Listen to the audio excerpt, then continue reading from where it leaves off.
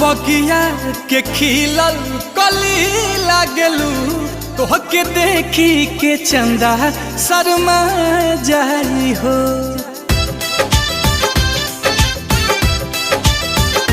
कौनो बगिया के खिलल कली लागलू तोहके देखी के चंदा शर्मा जाई हो।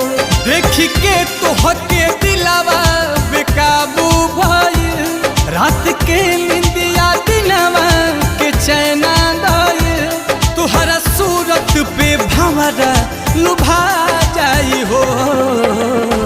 कौनो बगिया के खिलल कली लागलू तोहके देखी के चंदा शर्मा जाई हो।